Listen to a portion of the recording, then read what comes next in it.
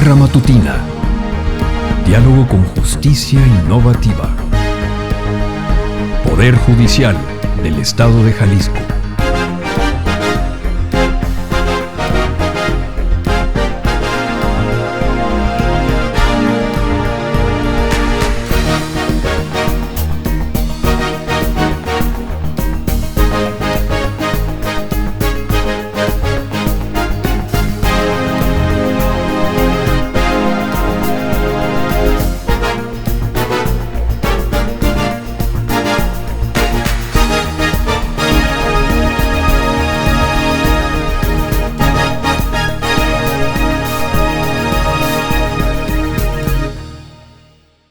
Hola, ¿qué tal? Muy buenos días. Bienvenidos a la Barra Matutina, Diálogo con Justicia Innovativa, que el Poder Judicial del Estado trae para todos ustedes los días martes y jueves en punto de las 9 de la mañana. Agradecemos que nos vean a través de nuestras redes sociales, Spotify, YouTube y Facebook Live, en donde, bueno, pues tratamos temas que sean de innovación para que quien tenga la necesidad en alguna ocasión, esperemos que no, pues a lo mejor puedan accesar a este tipo de información que enriquezca y que, bueno, pues aporte algún conocimiento nuevo. Y el día de hoy, pues nos da muchísimo gusto recibir al arquitecto Francisco Pérez Espinosa, perito en muchísimas áreas del conocimiento aquí del Consejo de la Judicatura. Bienvenido, muchas gracias por estar aquí con nosotros. Gracias, licenciada, por la invitación. Sí. Gracias al magistrado presidente, Daniel Espinosa Licón. Sí. Y pues estoy aquí a sus órdenes. No, pues muchas Vamos gracias, empezando. arquitecto. Miren, yo tenía mucho interés en que viniera el arquitecto, justo porque hay un tema que a mucha gente aquí constantemente se le solicita, que es una prueba pericial topográfica, y que me gustaría mucho primero pues que nos diga qué puede abarcar este tipo de pruebas, hasta dónde son, porque es muy amplia. Y qué otras materias se desprenden de esta misma, porque sé que hay pues apeos, deslindes, había, se me olvidan el nombre, había una que era Los reivindicatorios. La reivindicatoria, y esa otra donde hay como diferentes niveles y hay sí, de topográficas de retiro de materiales, por ejemplo. Así es, entonces bueno, pues es muy amplia. Sí, y además, pues en fechas pasadas, años pasados que estuvimos trabajando juntos aquí, en este mismo auditorio, viendo los cursos y trayendo las novedades que en ese momento se estaban dando, que empezaron con teodolitos y luego con unos aparatos grandotes que eran estación total, y luego el GPS y luego el dron, y bueno, toda esta evolución que ha habido, que a mí me parece muy, muy apasionante. La verdad es que me encanta cada vez que platico estos temas, porque pues, creo que la que más aprende soy yo. Sí, realmente los que ya somos de la vieja guardia sí, que nos tocó hacer topografía, pues desde el teodolito. A mí me tocó aprender en teodolito, alguna vez manejé inclusive la plancheta, que es todavía más anterior al teodolito. Todavía más antigua. ¿Qué es la topografía, para irnos por partes, que la gente sepa cuándo o en qué momento les piden una prueba topográfica? Sí, bueno, topografía básicamente es... Topos es tierra y sí, grafía es graficar la tierra, es dibujar el terreno. Pero sin embargo, aquí en el Poder Judicial, la topografía tiene mucha implicación en la gran mayoría de las pruebas relacionadas a los bienes inmuebles. Sí. O sea, a veces no está ofertada como prueba topográfica, pero hay trabajo topográfico dentro de. Y hay mucha confusión también que se puede prestar. Así es. Inclusive yo siempre he dicho que la prueba topográfica, cuando ofertan una prueba en topografía, pues una parte es topografía, pero otra gran parte son materias conexas, alternas. ¿Sí? Claro. O sea, es la prueba topográfica es o sea, de muchas materias, ¿no? Claro, claro. Entonces, es como interdisciplinaria o multidisciplinaria. Multidisciplinaria es la palabra Así que no es. encontraba. Ajá. Es multidisciplinaria porque para hacer una identidad de un inmueble, no nomás es medir lo que la parte actora dice que es su terreno, ¿no? O sea, claro. sino es también el estudio de documentales. Así es. Entonces hay que saber la materia de documentoscopía, sí. Y a veces hay que hacer revisiones históricas de las inscripciones, cuando se hacen inscripciones que son hasta manuscritas, entonces hay que saber también paleografía. Inclusive hay que leer títulos virreinales. Así es. En donde las medidas no son en metros, son en cuartas, o no sé cómo lo medían. En pie, ¿Sí? Sí. Entonces, todo eso hay que tener más conocimientos aparte de lo que es estrictamente la topografía.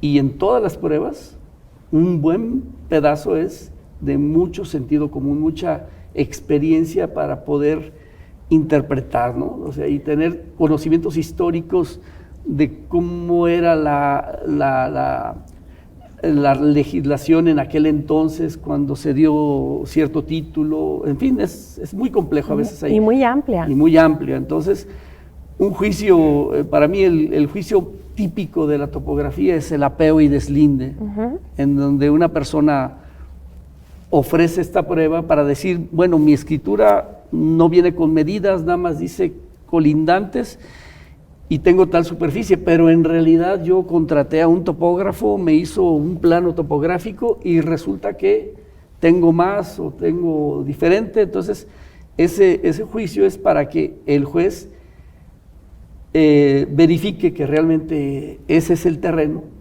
claro, que tiene la posición pacífica y que el plano que le están presentando es el plano que de veras está amparando ese terreno. Claro.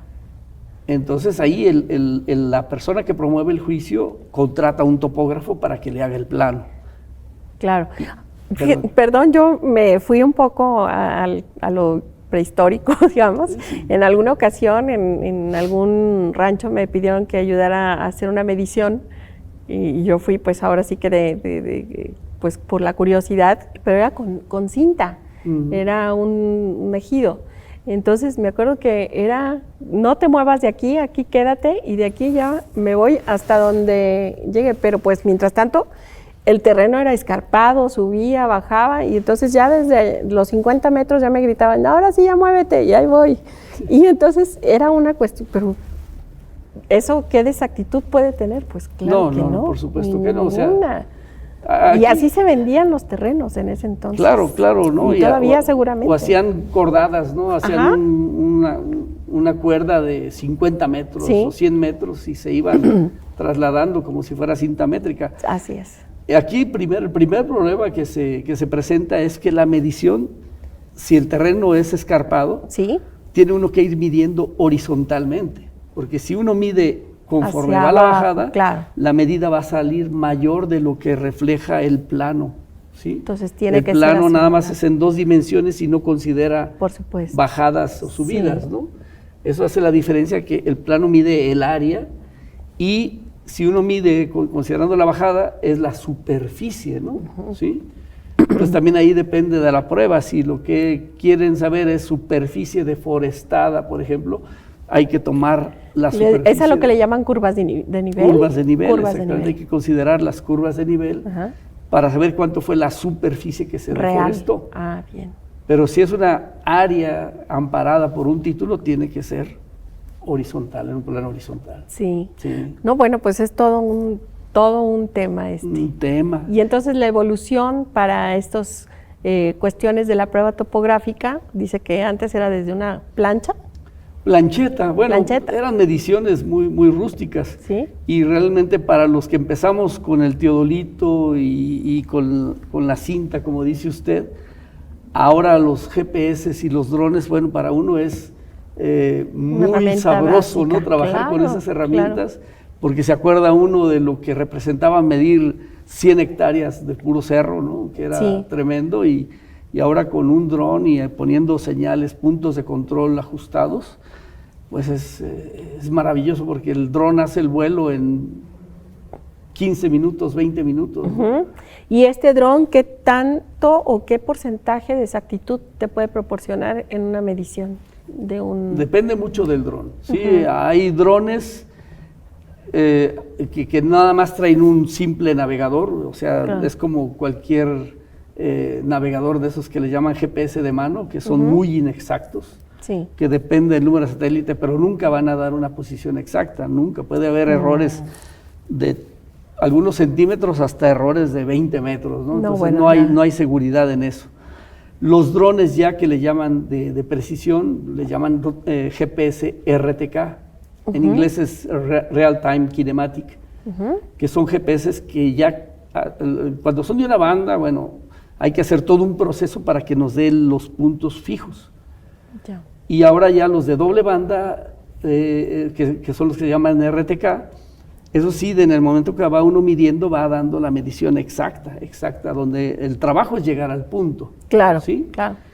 Y hablando ya de los drones, entonces los drones que no traen una antena RTK son inexactos, pero a la hora de hacer los vuelos, si uno tiene que poner con un GPS en la tierra, hacer señales, puede ser de cal o una lona con una diana, y con esos puntos de control tomados con GPS se logra una buena exactitud. Depende mucho de todo el proceso. Pero lo ideal es tener uno con RTK, que supongo que además son carísimos, ¿no? Sí, pues son carísimos, exactamente. Un poco sí, ya los drones RTK facilitan mucho el trabajo porque no hay que poner tantos puntos de control, son mucho menos puntos de control. Más o menos la adquisición de un dron de esta naturaleza. Lo que sale caro es la computadora y el programa que procesa. Sí, claro. El dron es el dron con su antena y su controladora, andan sobre los 140,000 pesos.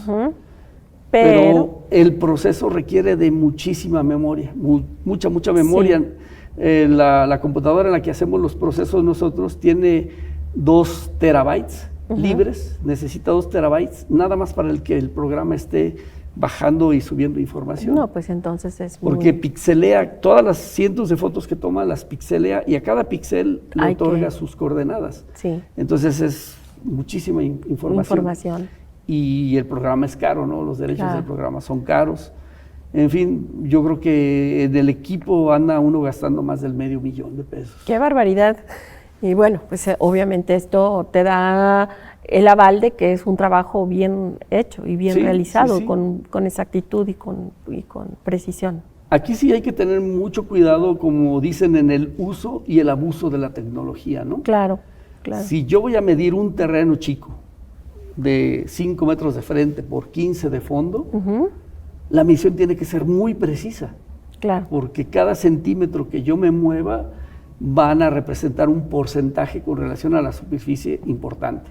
Entonces, para medir un terreno chico, para un apeo y deslinde, por ejemplo, el plano debe estar muy bien hecho, preciso, porque ese plano se va a agregar a la escritura y va a quedar como un documento fundatorio registrado en el registro público de la propiedad. Entonces, es muy importante que las coordenadas sean exactas y ajustadas al elipsoide de referencia, ¿no? Claro. Son tecnicismos, pues. Claro. Y en el ámbito de la prueba topográfica, ¿cuál sería como lo más complicado de hacer o de realizar o que le haya tocado hacer? Bueno, supongo que hay muchos casos. Sí, bueno, perdón, nomás para terminar un poquito lo anterior. Si es un terreno muy grande, pues la inexactitud, si es nomás para la identidad de un ejido, pues no es tan grave si hay una variación de 1 metro, 2 metros, si es nomás para identificar el terreno. Ahora, pero para medir. Para medir, pues sí, a mí me han tocado asuntos muy grandes. Por ejemplo, recuerdo un predio que se llama el Tenamaxtle, allá para donde está la estancia de mascota Puerto Vallarta, hacia la costa. Y la escritura hablaba de 3,800 hectáreas. Y a la hora que terminamos la medición con el GPS, que nos echamos como una semana a caballo y subiendo y bajando cerros, resultó que eran como 4,000 y tantas hectáreas, ¿no? Entonces, ¡qué barbaridad! Ese tipo de mediciones pues sí son muy pesadas. ¿Cómo no? Que ahí a lo mejor un dron tendría que ser un dron más especializado, de ala fija, que abarcan muchas hectáreas, ¿no? Pero en aquel entonces pues no había esa tecnología. No, ya lo imagino, y esas mediciones en donde yo creo que se internaban y al rato para dar nuevamente al lugar inicial y esas cosas, pues sí es complicado. Sí, es muy complicado. Pero sí debe gustarles muchísimo este tipo de un comentario que sí me gustaría a mí hacerle sobre todo a la gente, a los abogados que están preparando una prueba pericial. Yo siempre he dicho que el perito más importante es el perito de la parte que promueve la prueba. Así Tiene que es. ser un perito que tenga una metodología de investigación, que sepa armar bien una prueba con un buen cuestionario que sea muy técnico, porque ahí es donde se pierde o se gana el juicio. Hay juicios en donde la prueba reina es la prueba de identidad, por ejemplo, ¿no? En el reivindicatorio. Claro. Y si no se hacen de una persona que tenga el conocimiento y demás, pues no tiene caso ofrecer una prueba de esta naturaleza. Así es. Porque viene otro que sepa mucho más o que tenga a lo mejor una mejor preparación y una mejor tecnología y a lo mejor te pueden tumbar todo un procedimiento. Y peor tantito, que si la prueba está mal ofertada. Mal ofertada. El perito auxiliar, él tiene que fijarse en lo que le están preguntando. Entonces, si lo que le están preguntando no garantiza, no identifica plenamente el predio, por ejemplo, el perito auxiliar no puede enriquecer la prueba y agregar preguntas, por ejemplo, no puede hacer eso, o sea, tiene que acatarse a lo que le están preguntando. A lo mejor ya depende de cada quien. Algunos dicen que hay que ceñirse a lo que obren autos. Claro. A veces dice uno, bueno, yo tengo este otro plano de elegido, pero ya sería como tratar de reforzar las deficiencias de la prueba. Entonces, por eso yo digo que desde el inicio, desde la realización del primer estudio, es fundamental que se haga un buen estudio técnico. También para el juzgador, le ayuda mucho, le allana mucho el camino al juzgador, una buena prueba bien ofrecida, ¿no? Claro. Sí. Y en este caso, bueno, pues me imagino que yo recuerdo que hace muchos años empezó el boom de que todos los peritos querían ampliarse al tema de la prueba topográfica y ya se ingresa a la carrera de topografía y solamente los que ya venían cargando esta materia de la topografía quedaron como peritos en esta área. Se ha restringido ya más el acceso, pero ¿a qué retos se están topando ustedes como peritos en esta materia y qué otras áreas del conocimiento abarcan? Que me gustaría que ampliara un poquito más esta área. Sí, bueno, los que ya estábamos adentro como topógrafos, sin ser ingenieros topógrafos, así es, pues seguimos trabajando en lo mismo, o sea, no tenemos la dificultad de que, por ejemplo, si ahorita un ingeniero civil quisiera ingresar como perito topógrafo, no pues puede ser no puede. Porque está impedido, claro. No, está impedido, exactamente. Pero hasta ahorita puede hacer trabajos como perito de parte, siempre y cuando de veras tenga la capacidad. El conocimiento, conocimiento y el equipo adecuado. Sí, que la gente que nos está viendo sepan esto. Creo que es muy importante porque mucha gente dice, sí, yo me aviento, yo lo hago, claro, con todo gusto, pero que sepan que para cada área debe haber una especialidad y que además, en el caso de ustedes, dicen que pues, creo que toda la experiencia que tienen los ha hecho maestros en estas áreas y que pues gracias a eso ustedes nos dieron muchísimas pláticas y conferencias respecto a esto, pero pues una gente nueva incluso también, pues si no tiene la experiencia y no tiene el equipo, pues menos lo van a poder sacar adelante, ¿no? Para que la gente que nos vea, pues sí tengan esa certeza de con quién se tienen que arropar en este tipo de pruebas. Sí, yo recomiendo que si van a contratar necesitan a un perito que les haga una prueba pericial, puede haber muchos topógrafos, pero no todos los topógrafos están inmiscuidos en el Poder Judicial, en la prueba pericial dentro del Poder Judicial. Eso también. Eso es muy importante. Claro. y conocimiento. Porque normalmente yo siempre he dicho que la topografía es un porcentaje, nomás lo que es medición, 100% topografía, es medir el terreno. Todo lo demás son otras materias de las cuales el ingeniero topógrafo o el perito topógrafo debe de tener conocimiento, ¿no? Claro. De veras, y experiencia, debe de saber moverse en el ámbito de los juicios, porque me ha tocado a mí en audiencias peritos que son muy buenos topógrafos, que tienen muchos años de experiencia, pero en una audiencia se ponen nerviosos. Además, no saben defender a su cliente a la hora de las preguntas y andan perdiendo porque el perito no supo defenderse, ¿no? Entonces, tiene que ser un perito que tenga ya experiencia dentro del Poder Judicial. Así es. Aunque sea perito de parte, pero de preferencia sí que sea alguien que esté como perito del Poder Judicial. Claro. Algo con lo que yo siempre inicio, pero que ahora casi lo estoy dejando para el final. ¿Quién es el arquitecto Francisco Pérez Espinosa? Lo conozco de hace tiempo y yo sé que tiene una gran preparación y que no solamente en México, sino a nivel internacional ha tenido una serie de cuestiones, y me gustaría pues que nos compartiera un poco de esa parte, porque por ello también se entiende lo que ha hecho y hasta dónde está, ¿no? Bueno, pues sí, yo siempre me gustó mucho salir fuera del país, entonces tuve la suerte de trabajar en Marruecos. Sí, me acuerdo. Como supervisor de urbanismo en desarrollos hacia la parte sur, hacia la zona de lo que es el desierto del Sahara, ¿no? Ajá. Entonces estuve 3 años y medio trabajando. En Marruecos, y me acuerdo que en Australia, si no me equivoco. En Australia también fui invitado por una universidad, la Universidad de Charles Dickens, y que al final, eran otros 2 institutos, y bueno, pues se alargó mi estancia porque me invitaba a otra universidad y otra, y terminé visitando 8 universidades y como 10 institutos. Entonces, de hecho, la Universidad Charles Dickens me invitó a quedarme como maestro. Llaman ellos como profesor lector, o sea, profesor conferencista, ¿no?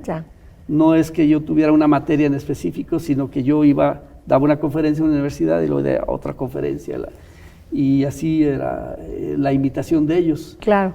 Pero bueno, pues cuestiones familiares me hicieron regresar. Acá, ¿no?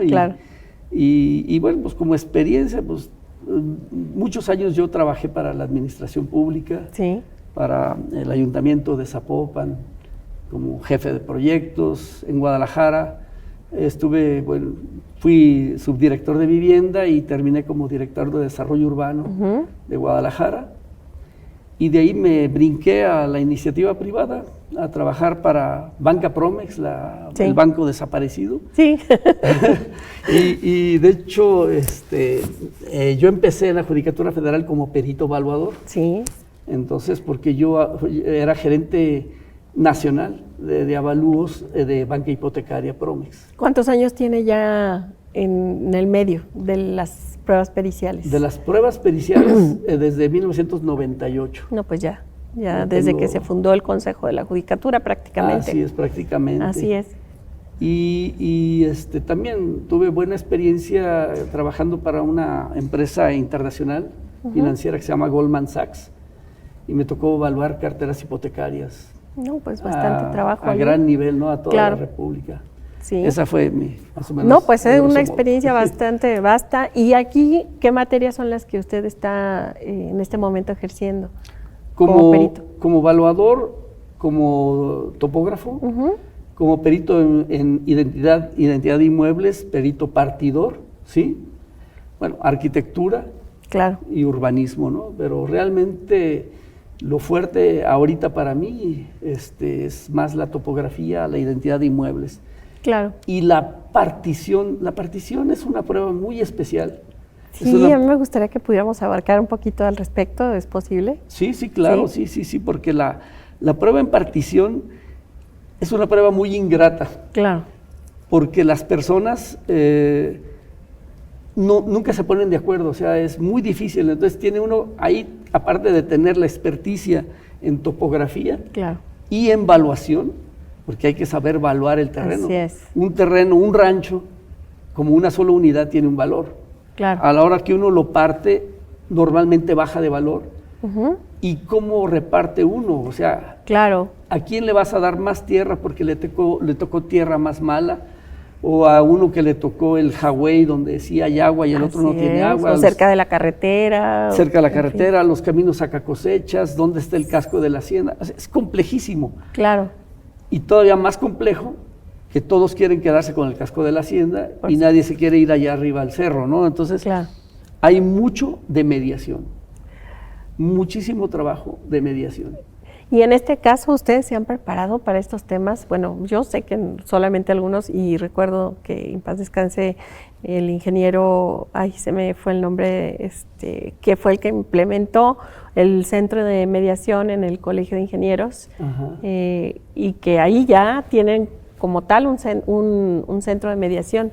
Pero ustedes se han sí, bueno, los preparado cursos, en estos los temas que han dado, gracias a usted, había cursos muy importantes de mediación, pero sobre todo estar ahí al frente. Es una habilidad que tienen ustedes que desarrollar, y es una habilidad porque la gente, esto va pegado también con trabajos de neurolingüística, saber comportar cuando la gente está irritada, cuando se juntan los hermanos y empiezan a pelearse y saber cómo mediar y cómo lograr que ellos lleguen a un acuerdo. Claro.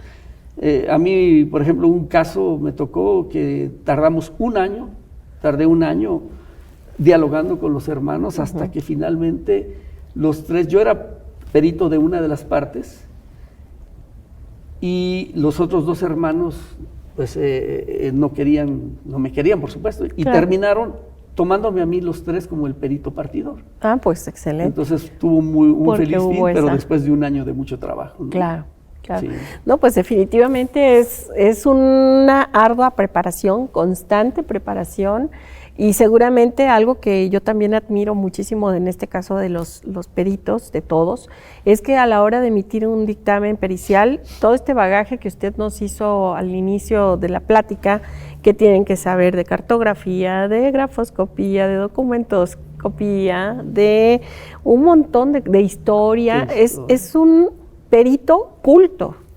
Son gente preparada, son personas que tienen que traer ya toda una carga informativa interesante, importante, tienen que ser buenos mediadores, además para tratar con los clientes, pues no se diga, ¿verdad? Deben de tener conocimientos de legislación, deben de tener, entonces es una formación integral la que deben de tener, así que pues mucho cuidado con quién eligen como auxiliar de administración de justicia, con sus personas de confianza para elegir un perito en la intervención de sus asuntos.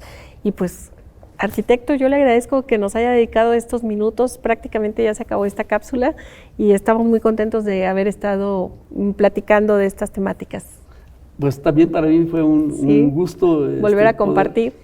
Y que me permita el foro con el público es muy importante, ¿no? Yo creo que es muy importante, ¿no? Dar a conocer todo esto al público en general. Y fue así, muy poquito, pero sí, hay mucho que aprender. Más de qué hablar, sí, pero le agradezco mucho la invitación. No, hombre, al contrario, los agradecidos somos nosotros, y a nombre del magistrado Daniel Espinosa Licón, agradecerle el que nos haya aceptado esta invitación. Muchas gracias, gracias. Y a todos ustedes, muchas gracias. Nos vemos en la siguiente cápsula. Gracias.